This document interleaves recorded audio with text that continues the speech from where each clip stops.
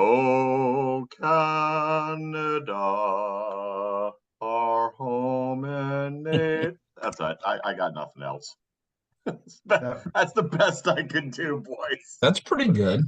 Thank That's you. pretty. Thank you indeed. Hey, And folks, the ballsy too. Quiet Please Golf Podcast. I am Alan DeVue, attempting once and only once to sing the national anthem. I've done it many times at a hockey rink, but never on a podcast. But there you go. That's it. That's it, Andy. I am joined by Andy Hydorn, back from his little sabbatical last week. Yes, I was very sorry to miss last week. It was a good topic, and I'm going to give you the opportunity to take center stage here in a few moments. Perfect. And noted author and founder of Little Linksters, Brendan Elliott. Good evening, gentlemen. And we have a guest, Mr. Hydorn. Would you like to do the honors? Yes, we're honored to have Mike Romatowski with us today. Mike is the founder of Mach 3 Speed, which I know everybody knows that speed is the thing that everybody loves to talk about. But I will tell you this, and you'll learn more when you listen to Mike talk, that Mach 3 takes an approach that's different from everybody else. It's effective, it's great, it's good for your body, it's good for your golf swing, and it's an awesome program. So we're looking forward to hearing more about Mach 3. And I am jacked up, Mike, to hear everything you have to say, because speed is on the decline for AD. Alan's at Mach 0.7. So, all right. Well, all right. I'm happy to be here. I'm looking forward to the show. Hey, chime in on anything, because we got everything from the putt to the tackle to the social media hijinks to Andy Hydorn being absent on the week. And we may need to throw in some predictions because, guys, it's U.S. Open week. Yeah. Yes, sir. I don't know if we can squeeze it all in about the next 45, 50 minutes, but we're certainly going to try. And so I don't have to sing again. B.E. the putt. How cool is that?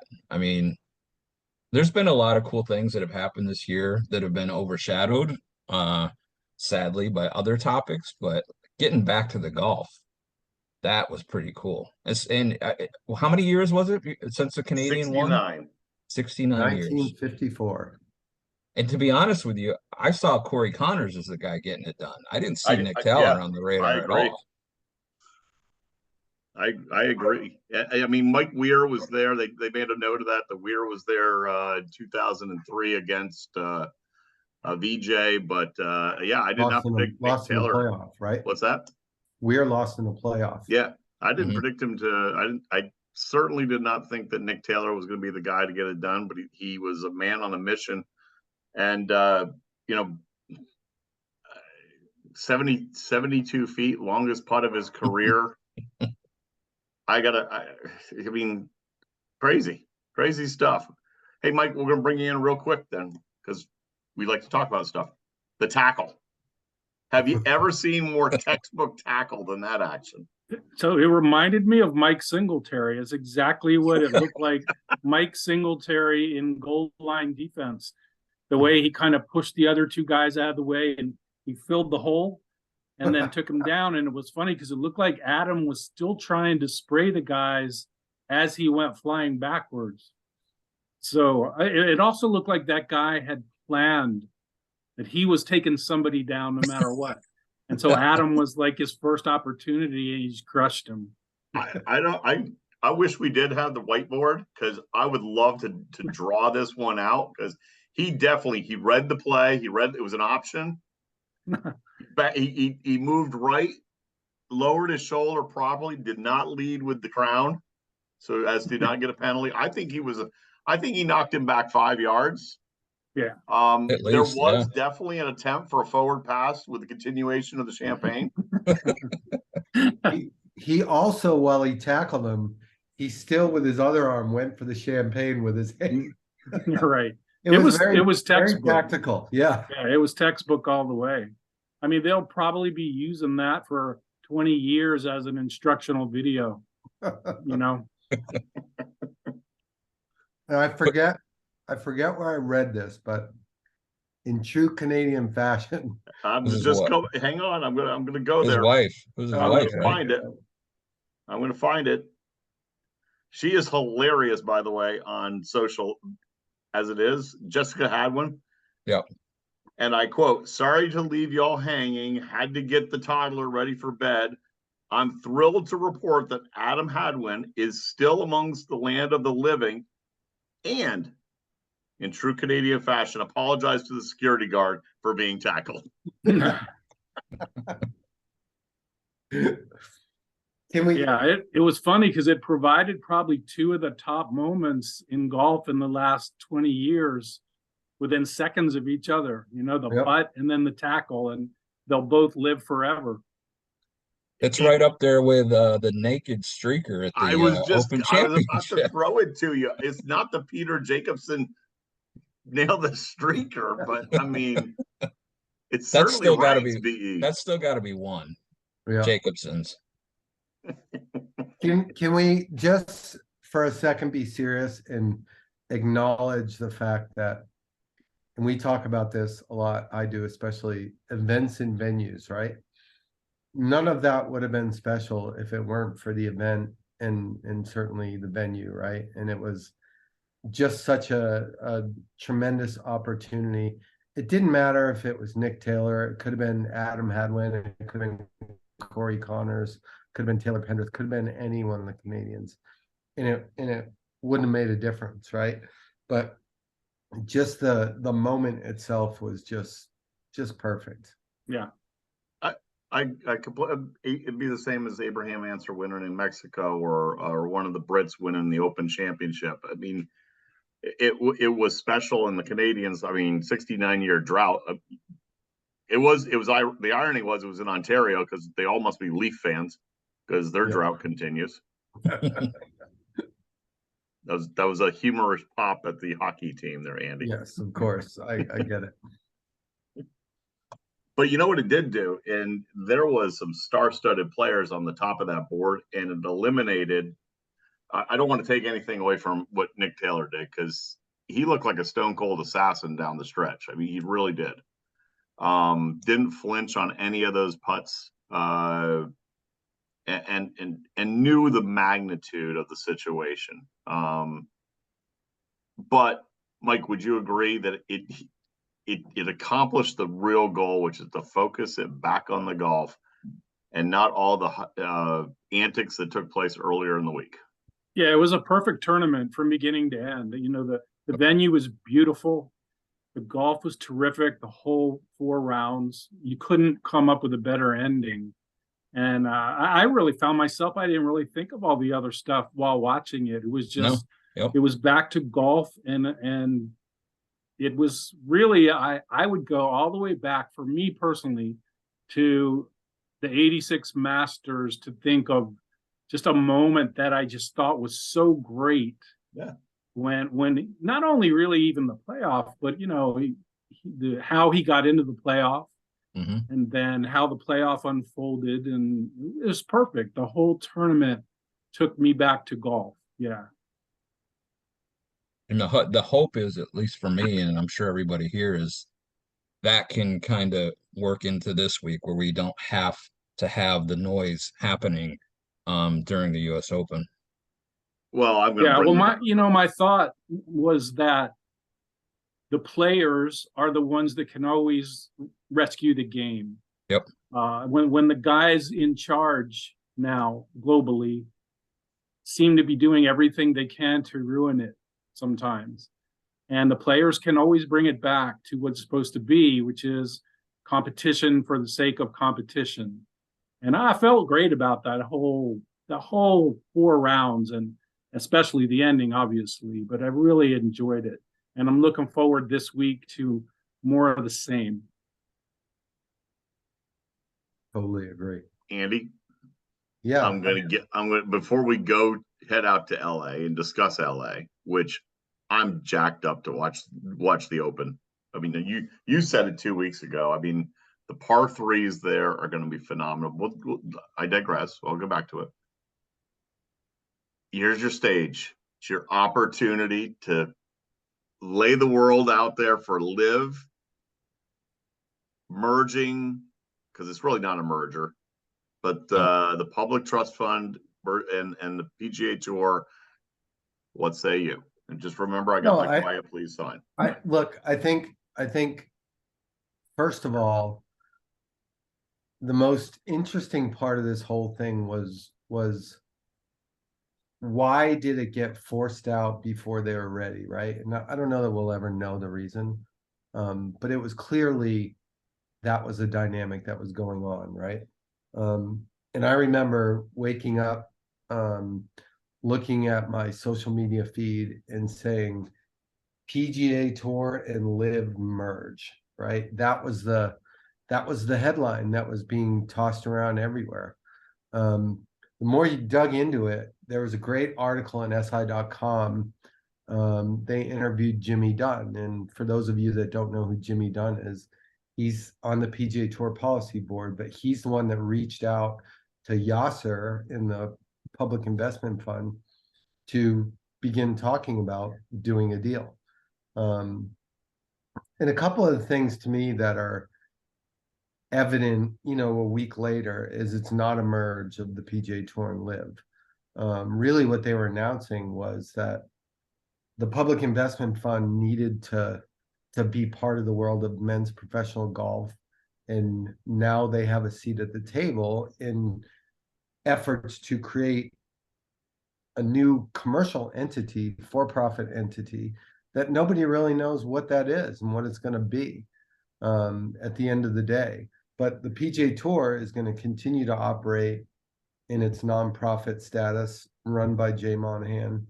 The DP World Tour is part of this kind of group as well.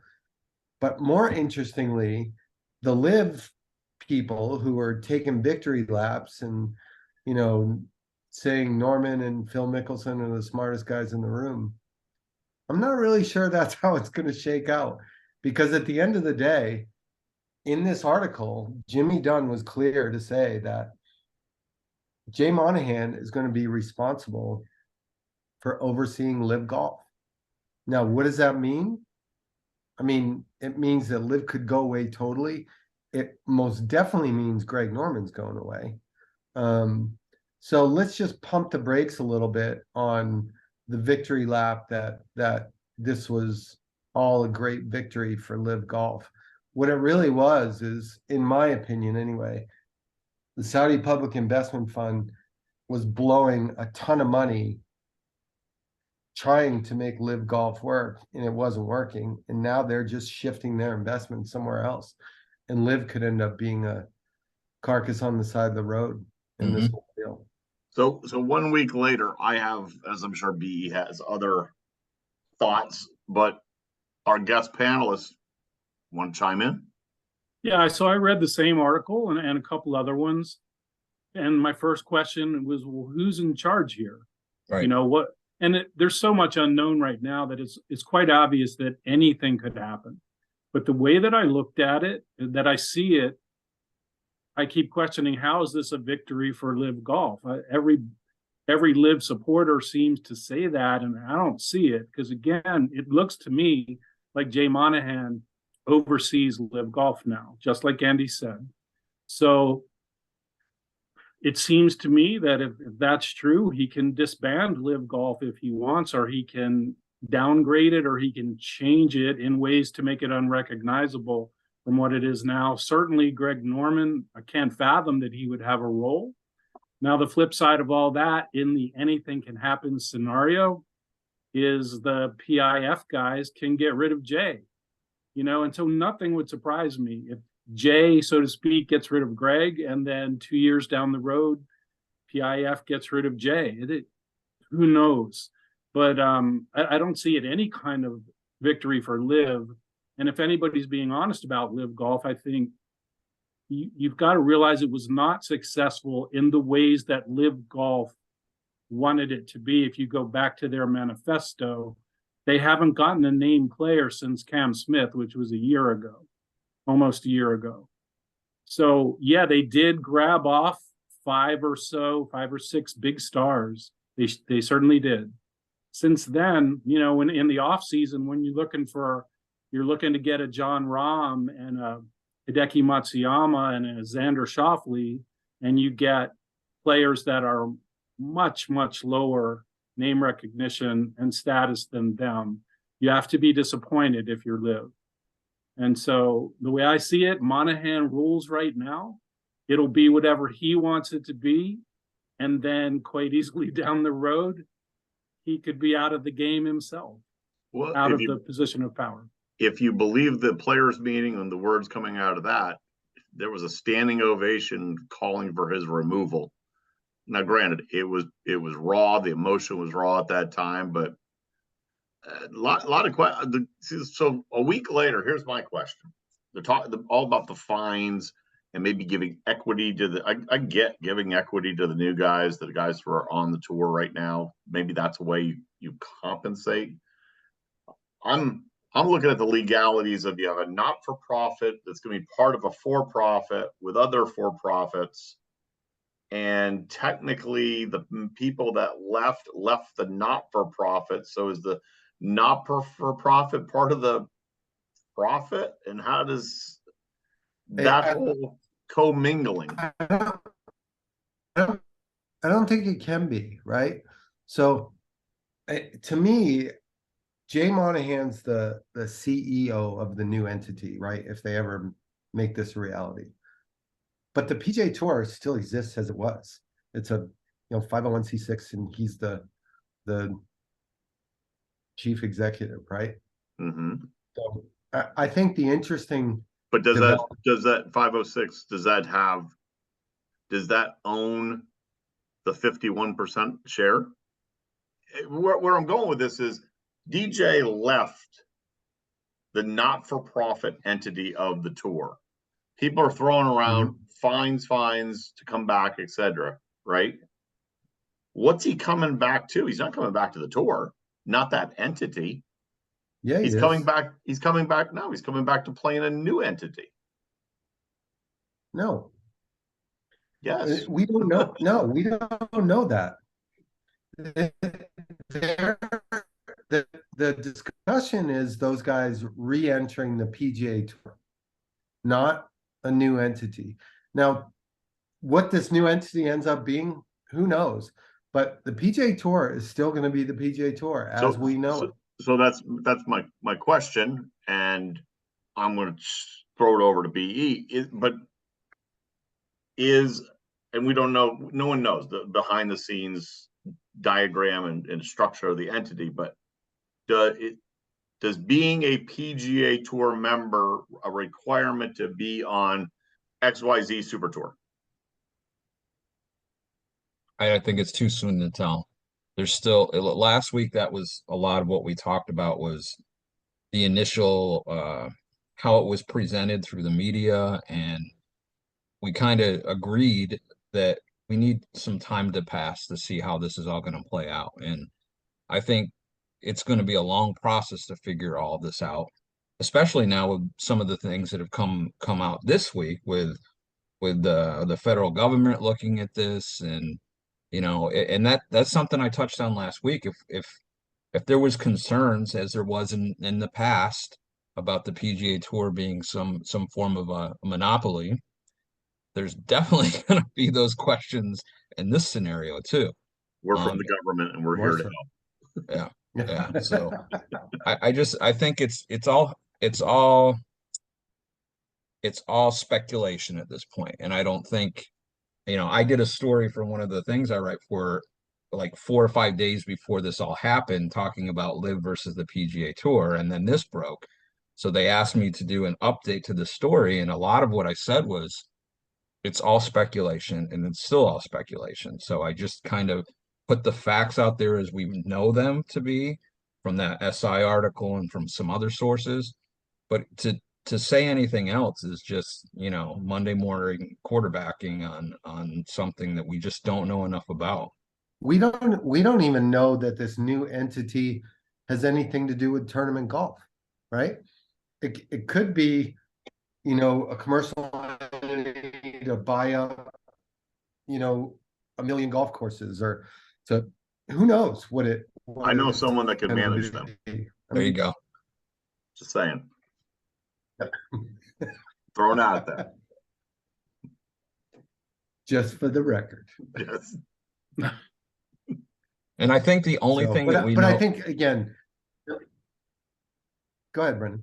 I think the only thing that we know now that's new is emotions have settled down just a little bit. We know that there's some kind of relationship. We know it's under some kind of investigation.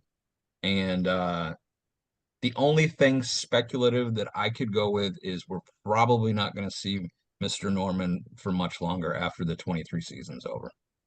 And Mike, you know what else we know? Is that Rory McIlroy was removed from the presser schedule at LA this week. Wow.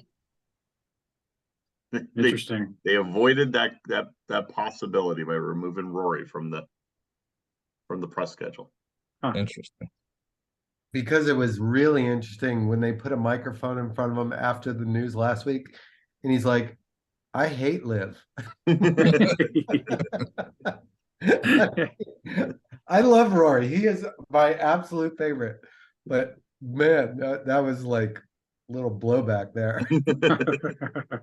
You didn't follow the narrative. No. All right, so turning our attention, Mike, have you ever played LA Country Club? Ever I been have out? not. I've not. In fact, I know very little about it.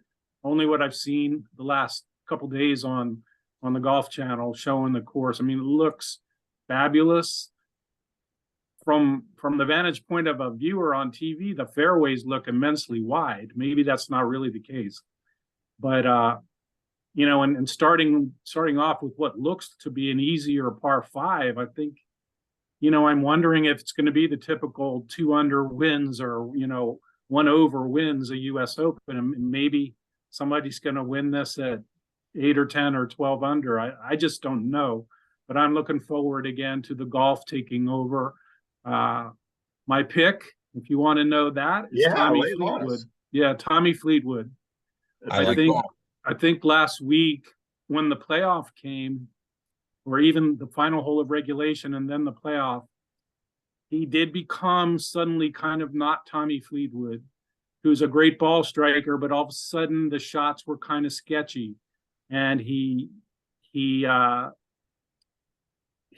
seem to seize the moment. But I do think with that experience under his belt, he's my guy this week who I'm looking to take the title. Sentimental choice. I like it. Well, look, this was an opportune time. I'm going to throw before we dive into what the golf course is looking like from what we're hearing. Christian text right before I hit record. He wants to put out there that Scotty Scheffler is going to get it done. Way to go out on a limb, Christian. Yeah, that's a brave one there. Brave one. Is that his dark horse pick? Yeah, he's out there on a limb with like a 12-foot trunk. I mean, Bobby didn't say anybody, so we're gonna assign people for Bob. So my pick, yeah, Avalon. I personally think it's a bomber's golf course. I think it's a big boys golf course. To your point, Mike, the fairways, they were intentionally kept wider from what I'm hearing to give multiple angles and approaches into the greens. It's going to play long. We'll talk about number 11 in a second, but I just like where Haviland's game is. I just think that, I mean, he's been there in both of the majors. He wins at Memorial. I think this could be the time. Andy? Another out on the limb pick. Wasn't top 3. I'm gonna go with Max Homa. It's a California thing. Yep. He had some really good history there at LA Country Club, and I think it's his turn to break through. I think that's a good call. B. So I was gonna go with Homa for the same reasons Andy was saying, home game, but since you said Rory doesn't have a presser, I think that's going to take a little bit of heat off him, that he seems to put on himself over and over again. So I think Rory, if he can stay under the radar, at least publicly, media wise, I think this may loosen him up just enough to break that drought. But didn't you take Rory at Augusta? I did. So why are you bringing that up? Augusta was Augusta. I want to make sure I had that correct. He Rory can handle a U.S. Open much better than the Masters.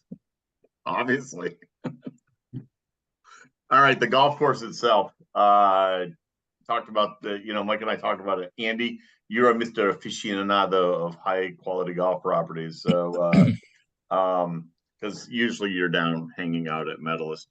But what are you hearing about this? I mean, 78-yard par 3 preceded by a 290-yard par 3.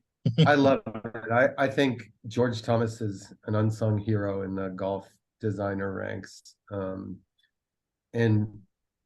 to me, like you guys both mentioned, the fairways look really wide. I saw a couple videos where someone was dropping a ball in the left side of the fairway and they just rolled all the way down into the right rough. So I guess the slope of the fairways really is as important as how wide they are. In the 6th hole, for example, is that drivable par 4 that has a really cool design. 325, 325 with yeah, a yeah, and you can drive it all the way up left past the hole, depending on where the hole location is. Wedge it back.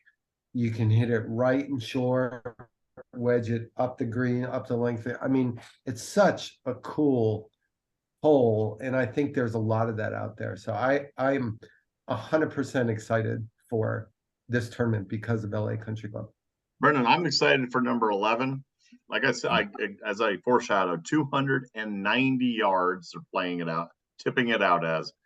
They said because it does play downhill, that really requires only a 270 shot. And that the play is to bounce it up and roll it on. I also, everything I'm reading, if you miss back left, because the green, by the way, works away from you. If you miss it back left, you're making X. Wow. I just love seeing that type of golf being played. And we're seeing more and more of it where we have very unique holes that could, swing a tournament, on the flip of a coin, with the short par 4s or the long par 3s.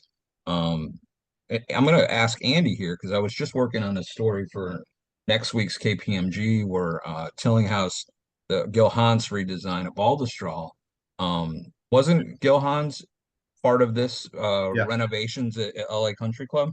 He was, yeah. Yes. Yeah, and I just love that these old courses are trying to be brought back after many, many decades of trying to change them for what is seen by, at the time, making the courses more difficult. But it always seems to come back to getting back to the roots of these designs by some of these classic designers. You're stealing my 18th hole thunder, Brendan. I am so sorry. That's okay. Baltusrol does not disappoint, by the way. This New Jersey section's had a few things there since the redesign. It is spectacular. Yep, it sure is. All right. So picks are locked in, except for BB. We're gonna give him Patrick Reed. I'm writing that down now. There you go. He's got until Thursday morning at 7, so he can change that. But right now, I got a need for speed. Oh yeah, Andy, take it away. So I think the world of Mike as a person, but I think the world of what he's created with Mach 3 speed, and it to me is just such a unique and different approach to speed.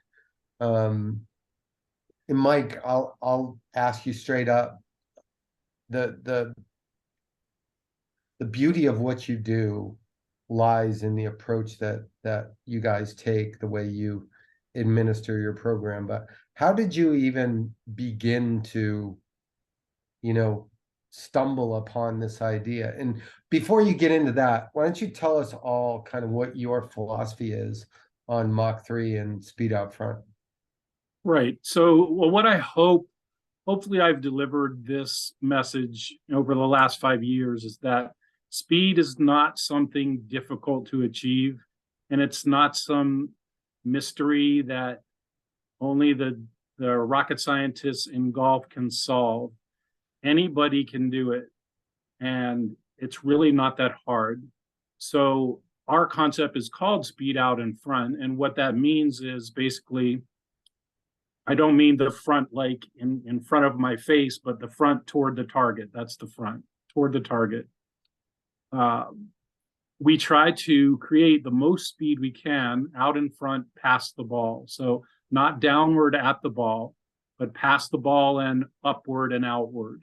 And not only our speed, but our focus and our energy and our strength, everything in your mind and everything about the way your body feels is out in front. So we're not worried about the backswing. We're not worried about any technical aspect of the swing. It's about how you use your energy. And the way not to use your energy is to think you would go energy up into the backswing and then down at the ball and then up toward the target. It's only up. So it's out in front and up.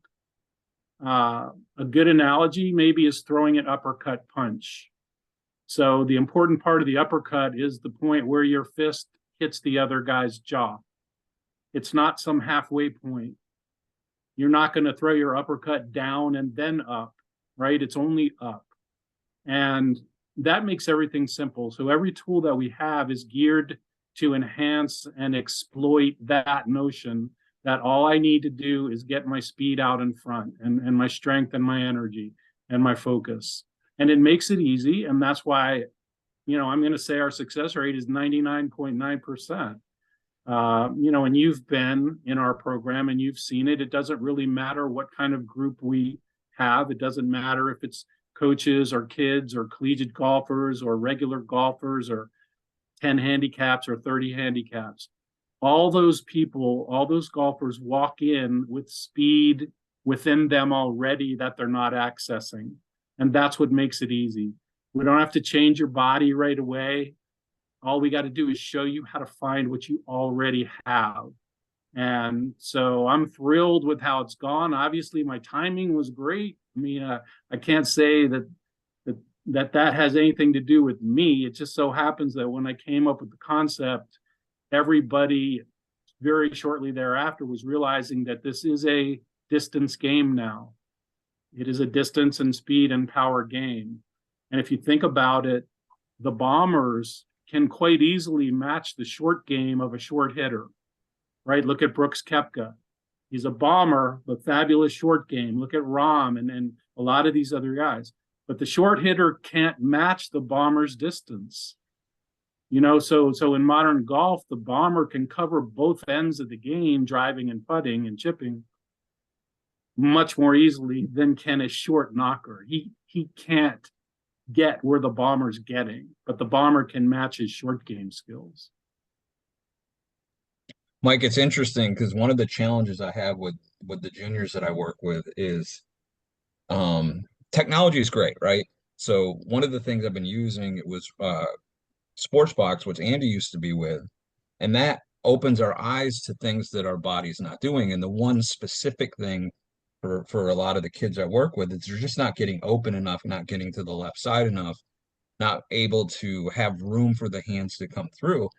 But it seems like the more, not in all cases, but the more I try to work with that and get them to change those numbers as we're looking at Sportsbox and get more open, it almost seems counterproductive in some cases because they're almost on the steering wheel even more, if that makes sense. So what you're implying seems to be something that I desperately need to get on to working with my kids to get them, because that's the thing that I tell them. I try to simplify things, and you may correct me if I'm wrong, but very simplistic is back to the target, chest of the target, but I tell them that the chest of the target part and kind of just everything going towards your target is the most important part of that equation.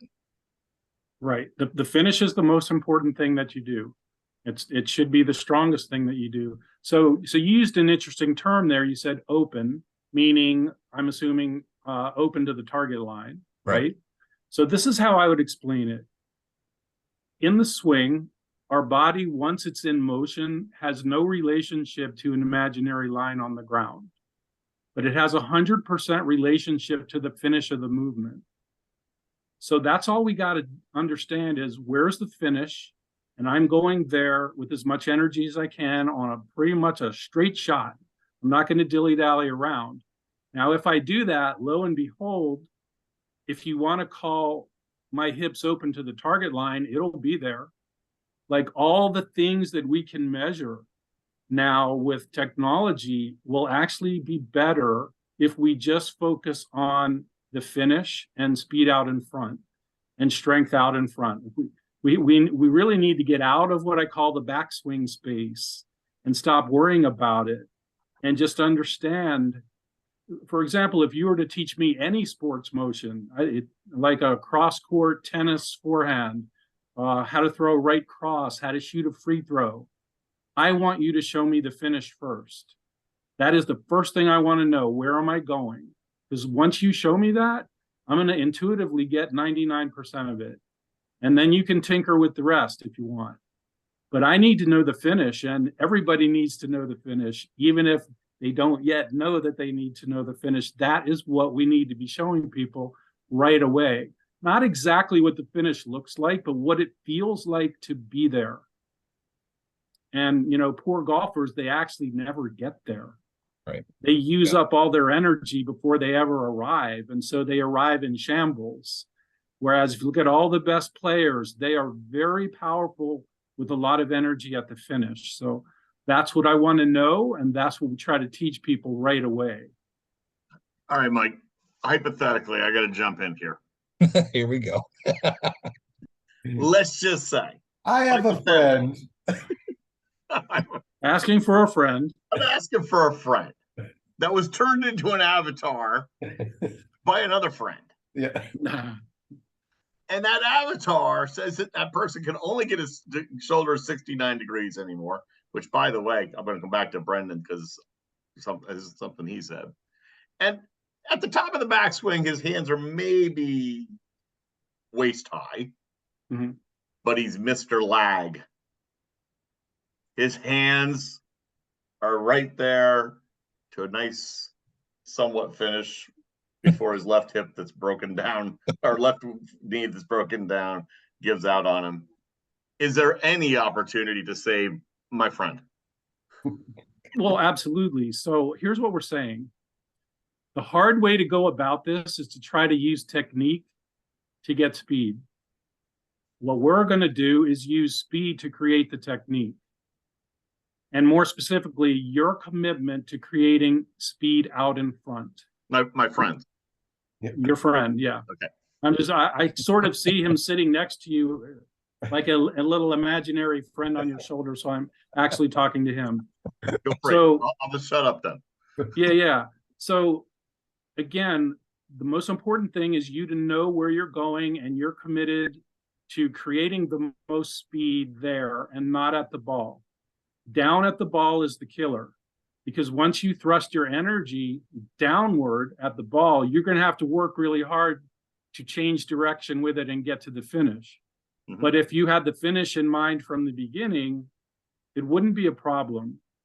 So again, the commitment to speed out in front creates the technique. You're not going to think about what technique would get you more speed or practice alleged techniques that get you more speed. So let's go back to, say, a right cross in boxing. I want you to say to me, Mike, I'm going to show you how to throw a right cross, and your fist is going to come out the back of that guy's head. And then I want you to put me there. Not literally, but put me at the finish. And then let me reverse engineer it. Let me let me go back and forth, but starting from the finish.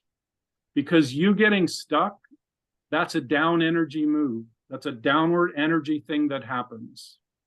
No one would ever get stuck if the first thing you showed them was a target upward out in front, and because you're right-handed, a little bit to the left.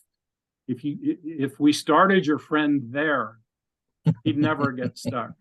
Well, so interestingly, and I can myself, my friend can deal with it himself. But anyway, something Brendan said, and this is old school teaching.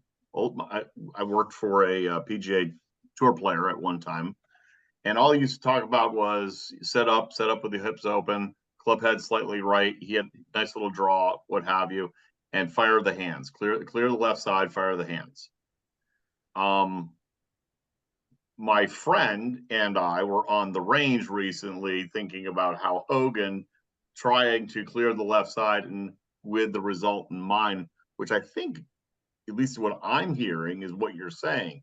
What's the result? The result's down the line. The result's obviously the target. If I'm not forcing the downswing, but allowing the transition to happen and then accelerating through with the clearing, is that really what you're saying? I think so. I mean, I'm not exactly probably following your thought process, but let's go to Ben Hogan. Okay, just watch the guy.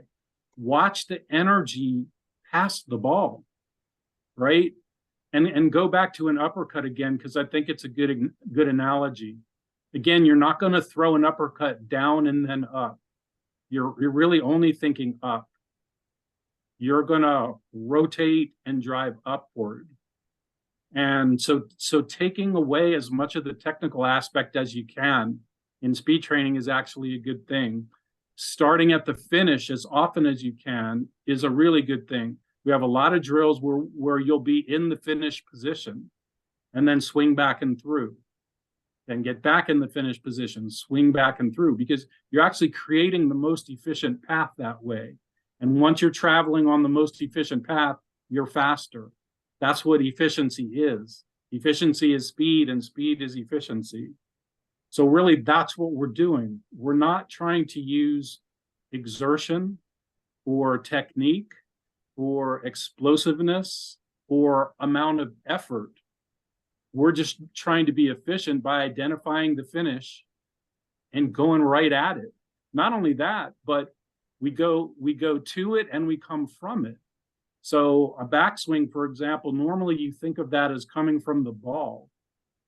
If you were thinking of the backswing being pulled from a point, let's say 50 yards in front of you, it's actually going to create a little bit different move, or call it a little bit different technique. It's going to be wider, and it's going to be lacking any wasted motion, and you're going to come from there and go back to there with no wasted motion, more efficient, more speed. So really, we have to be willing in Mach 3 to say, hey, let's forget about technique. Let's forget about anything that I think I'm supposed to do. The guy told me to get my speed out in front, and that's what I'm going to do. And when you do that, it doesn't matter what you're measuring. It's going to be better because it's more efficient. Whether it's a pressure shift, whether it's hand path, whether it's body rotation, it's not going to matter. When you measure it, it'll be better because it's more efficient.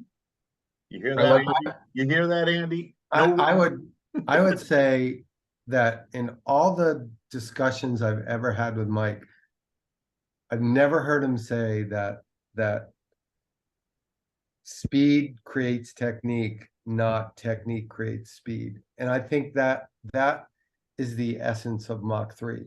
And all of the Mach 3 programs are done with these custom-made tools that Mike's designed. And it's just incredible. I've seen it happen with my own eyes. And Alan, your friend would be perfect for this sort of I'll ring him up. But how do I find him? But in the sense, well, you can go to Mach3speedtraining.com. Thank you so much. Yep. And it's Mach 3 speedtraining.com, by the way.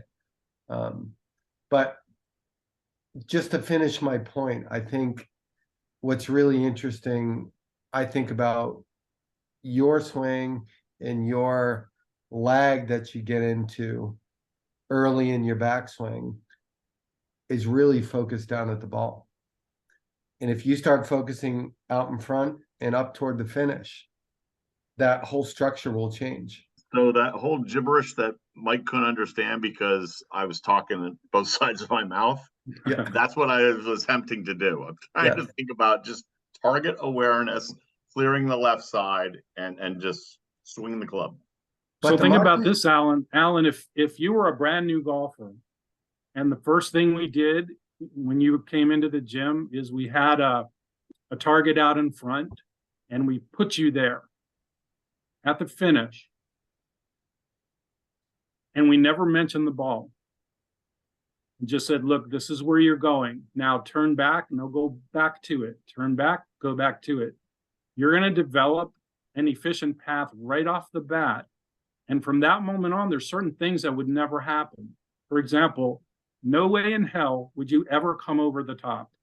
If the first thing I showed you was you got to be out in front and up and a little to the left, and you identified it, you would never come over the top. Why? Because it doesn't match up to the destination I just showed you. You would never get stuck because that doesn't match up to the destination. If I showed you the ball as a destination, then all of those things and many more can happen.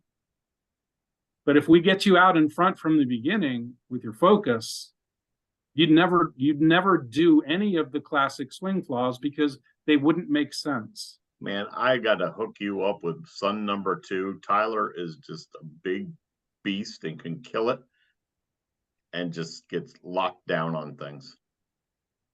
He would, Yeah. my middle kid would benefit from this immensely. Yeah, so the easiest person to work with in Mach 3 is an empty-headed lunk. Yeah, like that's right, a guy who just doesn't No, have. I don't mean that, Tyler. a guy who just doesn't have a lot of swing thoughts. They're easy. It's almost too easy. Now, a guy who is very technical and can't let go of it, they can be a little more of a challenge. But the more open-minded they are, the faster it'll happen, because I could show you stacks of screenshots where golfers went from pure crap to a great looking swing in the span of 3 or 4 minutes. Once you show them speed out in front, everything changes. Not because you taught them something new, but you gave them a new destination. The ball is not the finish line. And in fact, it's not even the starting line. You could think of it as the starting line. Let's call it a foot past the ball as the starting line. And then the finish line is up at the end of the swing.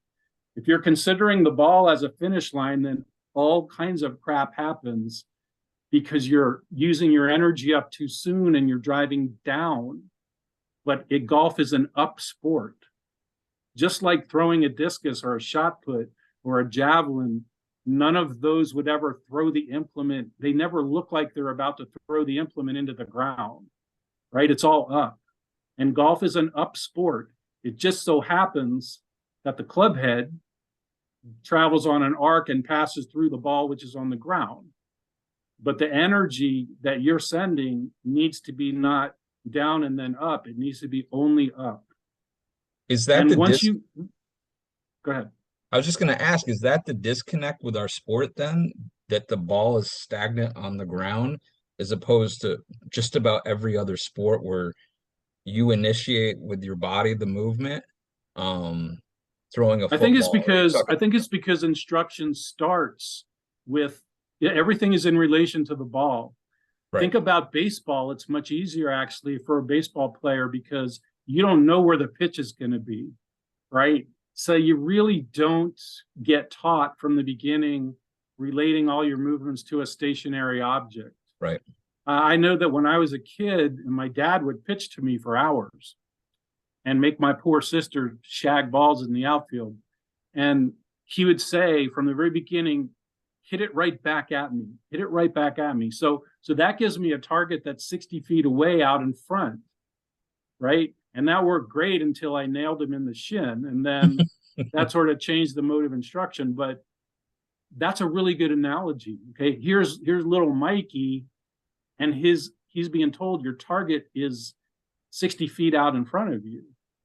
So it's easier then for me to develop a swing that comes flying through. Now you go to golf and you've got the ball sitting there, and everybody's teaching you movements that are oriented to that. But guess what? It's not even the starting line, right? So if we put somebody at the finish right away and orient everything to that point, forward, upward, out in front, then the movement matches up to that, and nobody would get stuck, and nobody would come over the top, and nobody would take it drastically inside, and nobody would over tilt one way or the other. You just wouldn't do those things. You're only going to do what's necessary to get to the point that you've already identified as the finish area. And again, the beauty and the genius really of Mach 3 is that there's no verbal do this, do that, do that. There's nothing. No. It's all about intention. It's all about focus, and the changes that it makes. It's incredible. I've seen it with my own eyes.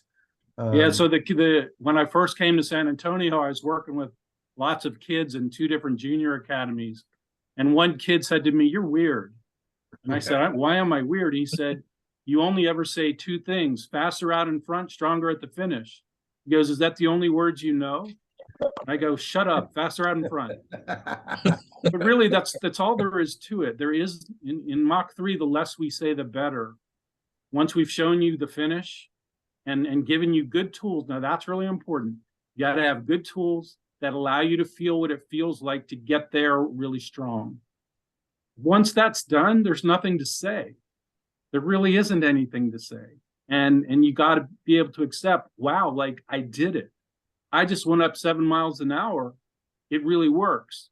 Now I got 2 choices. Do I want to just accept that and let's roll ahead? Or do I want to try to complicate it?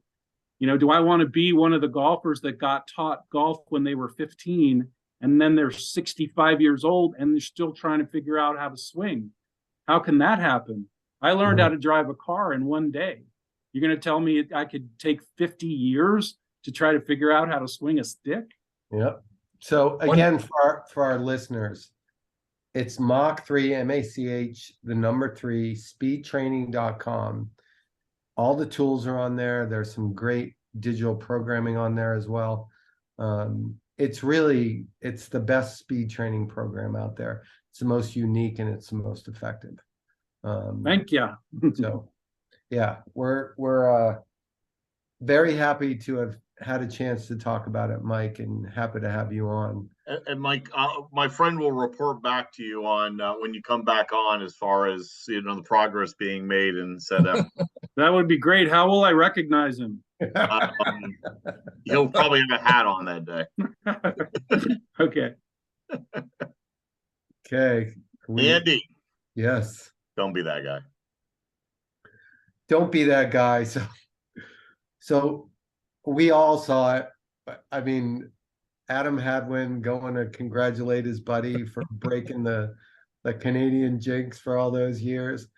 And there's a security guard, policeman, whatever you want to call it, was dialed in, just waiting to make sure that Adam Hadwin wasn't able to spray champagne on his buddy. So sometimes people just need to step back, enjoy the moment, let people do what they do. So yeah, don't be that guy. All right, final thoughts, Brendan Elliott. What you got?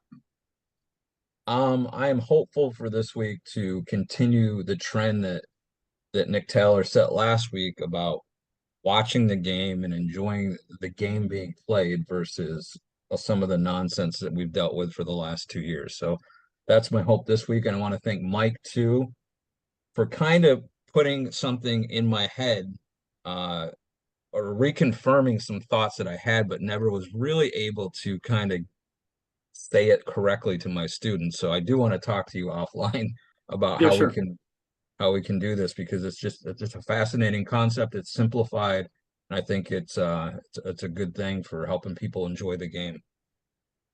Great, thanks. Andy? Yeah, so Brendan kind of touched on this earlier, but I'm sticking with my guns here.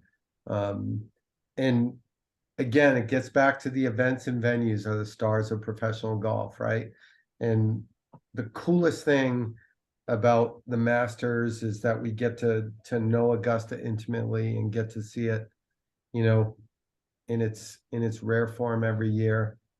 But equally cool is the US Open, where they continue to rotate venues and we get to see a place like LA Country Club. And again, really where I wanted to go with this is there's been a commitment of people, of historians, of renovation specialists that have done this for years, taken the old beautiful golf courses, return them to their you know initial state, the way that they were intended to play, and all things being considered, golf is so different now anyway.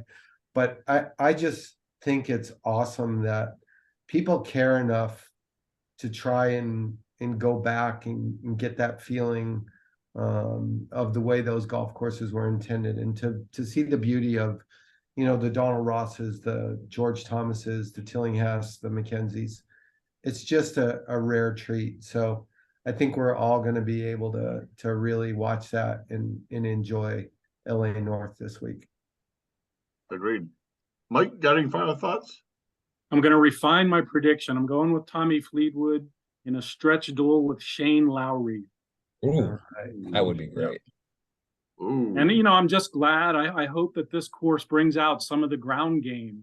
I mean, that's what golf really is missing in the modern era. I agree. And that's why, like, take a course like Congressional a couple years ago, basically took down every tree on the golf course, just like Oakmont once did.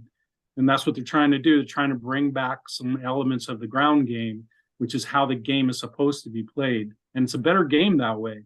So hopefully this week, and again, I'm not that familiar with the course, but I hope I see, a lot of that, like holes where you can bounce it on, roll it on, and do things other than just put it up high in the sky and let it come down like a parachute. I'm looking forward, before I get to my final thought, I'm looking forward to their teeing actually off on the putting green. They're converting the putting green to the first tee. And like you said, it's going to be a reachable par 5 right out of the gate. Right. I mean, you could see guys walk into 2 already 2 under. Right. Should be and I'm sure the USGA has a way to bring them back to level, but this should be a great Open. Looking forward to it. I'm really looking forward to Hovland winning in the end. But my real question is, in this world of discussion about corporations and mergers and everything corporate golf, I want to acknowledge what I think has been a real miss for the upcoming US Open. Andy, do you want to ask what? Alan, what's the miss?